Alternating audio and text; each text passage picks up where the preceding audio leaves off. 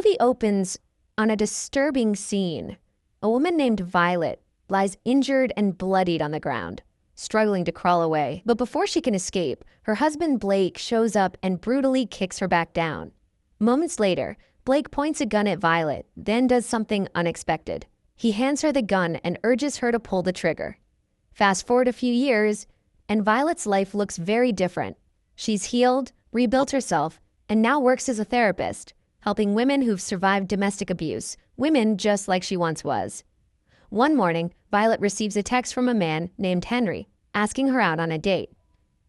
Around the same time, a man claiming to be from the electric company arrives to check the meter. Violet doesn't think much of it and lets him inside. As evening falls, we see Violet at home, spending time with her young son, Toby. Soon, her sister Jan arrives to babysit while Violet heads out for the night. After getting dressed, Violet reminds Jen that Toby must be in bed by 8 p.m. sharp, and casually mentions that she'll be keeping an eye on them through the house's CCTV cameras.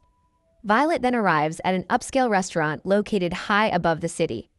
While riding the elevator, she gets another message from Henry, saying he'll be about 10 minutes late and asking her to wait at the bar. So Violet heads over and meets a warm, friendly bartender named Kara. She orders a drink and admits she's feeling nervous. After all, this is her first date with Henry. Moments later, Violet is unexpectedly approached by an elderly man named Richard, who mistakes her for his date, Diane. Violet quickly clears up the confusion, and an embarrassed Richard apologizes, explaining that he's waiting for a blind date. The awkward moment fades, and the two share a lighthearted toast, wishing each other luck on their dates. But before the moment can settle, they're interrupted by a man named Phil, who suddenly jumps in and starts flirting with Violet, even asking her for a song request. Trying to brush him off, Violet jokingly asks him to play Baby Shark, which makes him laugh. Before things get uncomfortable, Kara steps in and casually announces that Violet is already on a date, sending Phil away. Kara then apologizes, explaining that Phil is the new piano guy, who flirts with just about everyone. Right on cue, Diane finally arrives, and Richard happily heads off with her to their table. As Violet waits, she texts her sister, when suddenly, a random meme pops up on her phone through DigiDrop, an app similar to AirDrop. Confused, Violet looks around and notices several people checking their phones too, trying to figure out who sent it. Just then, Henry finally arrives. He warmly compliments Violet on how beautiful she looks, and the two head toward their reserved table, which offers a stunning view of the city below. As they sit down, Henry introduces himself as a photographer and apologizes for carrying his bag, explaining that he couldn't risk leaving his camera in the car. He then pulls out a small hockey puck, saying it's a gift for Toby. The thoughtful gesture genuinely touches Violet, and she thanks him with a smile. Just then, a waiter named Matt arrives and takes their drink orders before stepping away. Moments later, Violet receives another meme through DigiDrop, this one more unsettling than the last, urging her not to ignore the messages. She shows it to Henry, and the two quietly scan the room, trying to figure out who could be sending them. They soon notice a group of prom kids nearby and assume it's just some harmless prank. But the mood shifts when Violet gets another message from the dropper, telling her to check her home security cameras. Hesitant, Violet opens the feed. At first, everything looks normal. She sees Toby and Jen in the bedroom, but then her blood runs cold. In the living room, a masked man stands perfectly still, staring directly into the camera, a gun in his hand. Henry asks what's wrong, but before Violet can respond, another message appears, ordering her to stay quiet. Trying to keep calm, Violet excuses herself and heads toward the bathroom. She attempts to call 911, but another message instantly pops up, claiming that her phone has been cloned and that they can see everything she does. The threat is clear. If she leaves the restaurant, her son will die. Inside the washroom, a shaken Violet approaches a group of girls and quietly asks for help. But almost immediately, another message warns her not to involve anyone. Desperate, Violet borrows an eyeliner and tries to write help on her palm. Unfortunately, the girls don't understand what she's trying to say and soon leave the bathroom. Panicking now, Violet starts searching the room. And that's when she finds something terrifying, a tapping device hidden under the sink. At that moment, Violet realizes she's being watched, even here. Violet soon returns to the table, where Henry immediately notices something is off. She brushes it off, explaining that she's just feeling anxious mainly because she and Toby have never been apart, especially since his father passed away. But then, Violet's eyes drift to the table lamp and her heart sinks. Hidden in plain sight is another tapping device. In that moment, she realizes the dropper isn't just watching, they're listening too. Trying to think fast, Violet tells Henry that she's afraid of heights and suggests moving to another table. Without hesitation, Henry agrees and waves over Matt to make the request.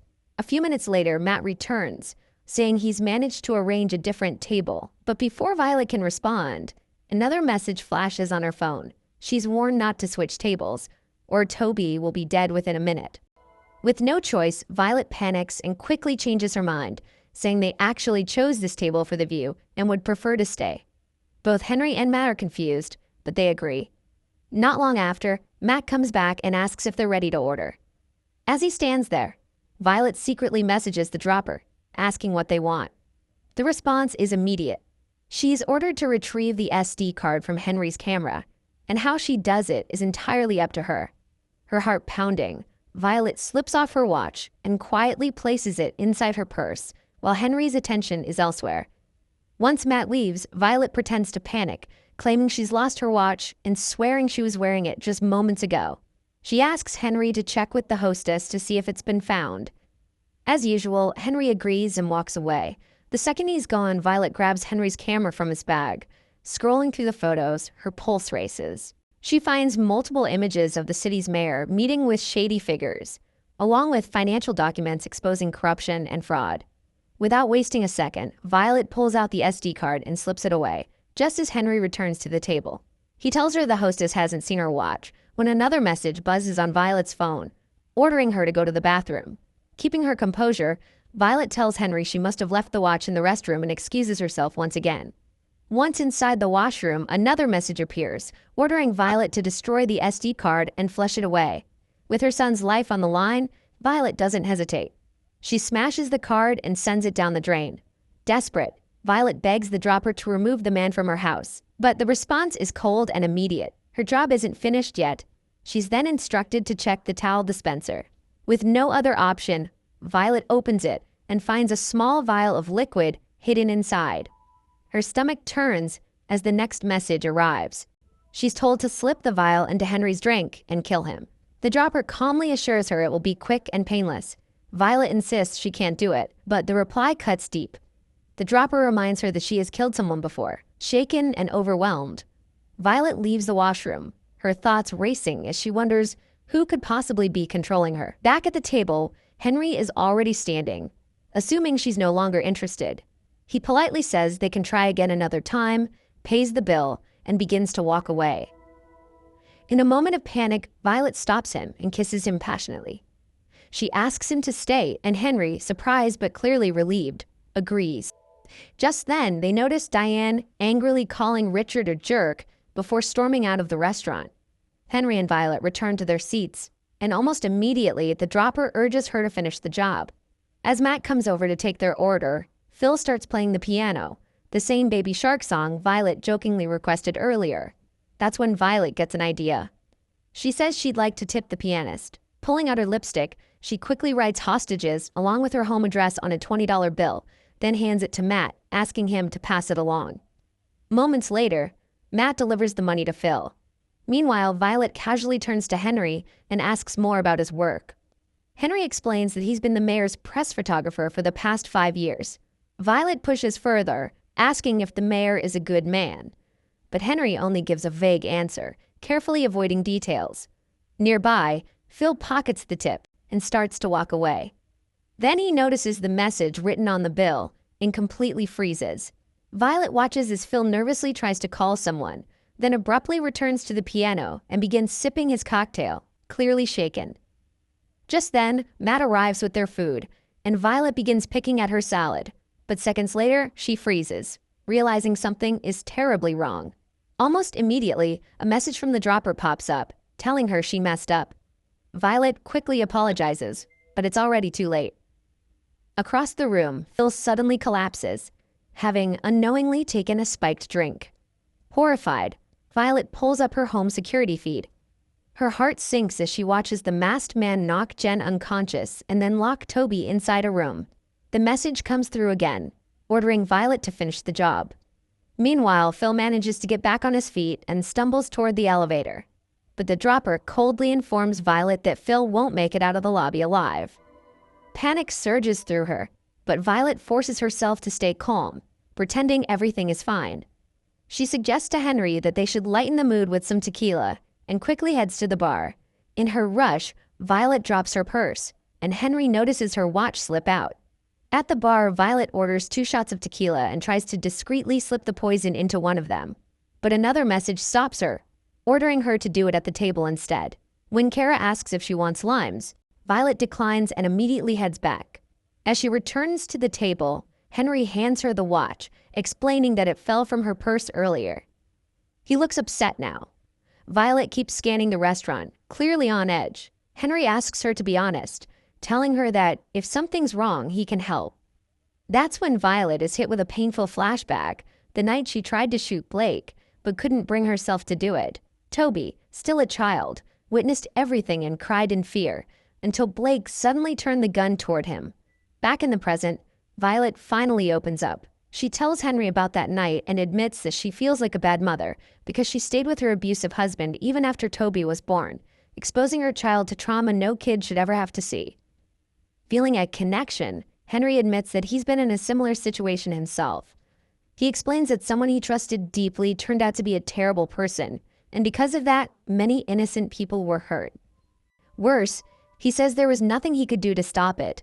Gently, Henry tells Violet that her ex-husband didn't take her hope away, because she's still standing, just like he is.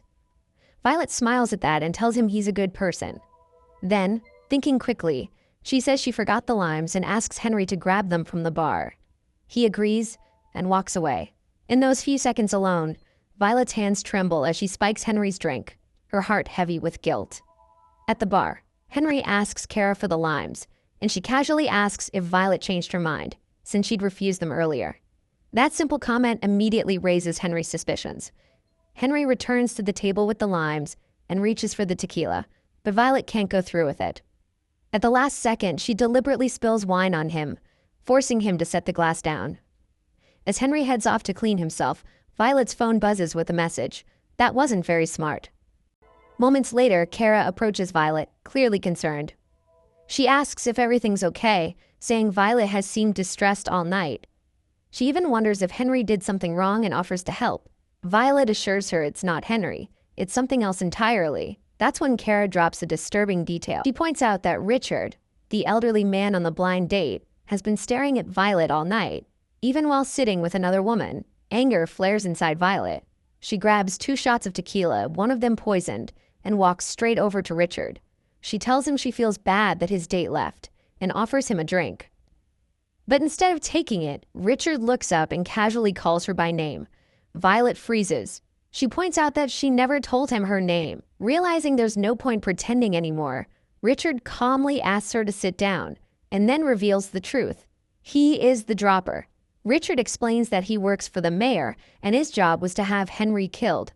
Henry, he reveals, is actually an FBI informant. He adds that using DigiDrop made everything easier, since the messages can't be traced. When Violet demands to know why she was chosen, Richard coldly answers that she was the perfect scapegoat, because, according to records, she's already killed someone. Violet insists she didn't kill her husband, but Richard doesn't believe her. A brief flashback finally reveals the truth about that night. Blake didn't die at Violet's hands.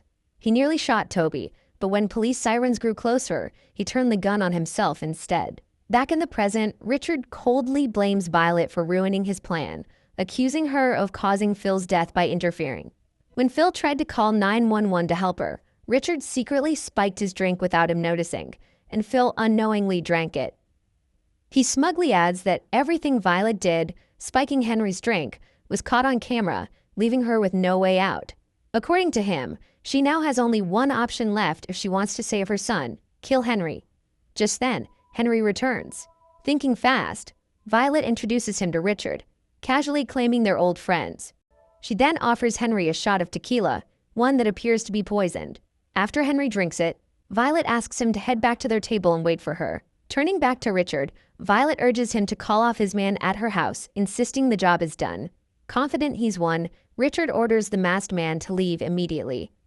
Relaxed and satisfied, Richard begins enjoying his dessert while continuing to talk with Violet. But halfway through, Violet calmly drops the truth. She poisoned his dessert, not Henry's drink. While Richard was focused on Henry drinking the tequila, Violet had secretly spiked the dessert instead.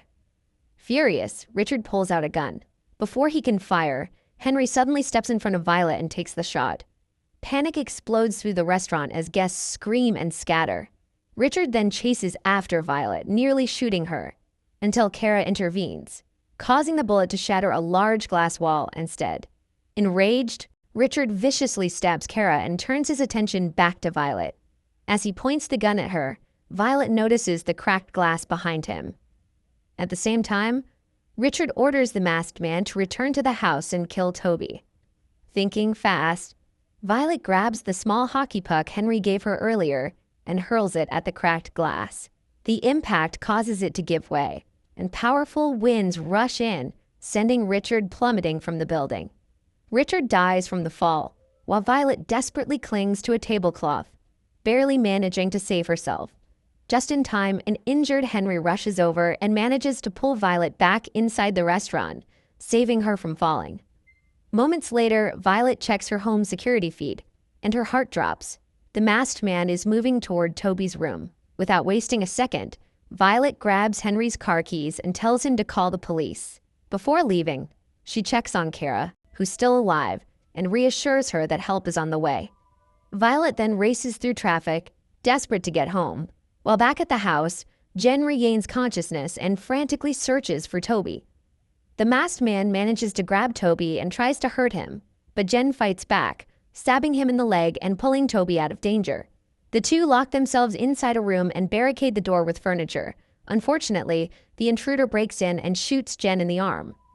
He then fires multiple shots at the bed, trying to kill Toby, just as Violet pulls into the driveway. Hearing her arrive, the masked man heads downstairs. Inside the house, a determined Violet grabs a knife from the kitchen and braces herself.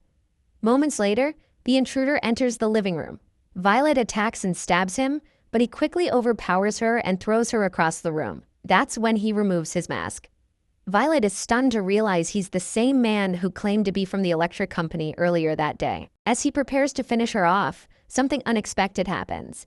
A remote-controlled toy car, fitted with a gun and sent by Toby, rolls into the room. Violet grabs the controller and shoots the intruder, killing him and finally ending the nightmare.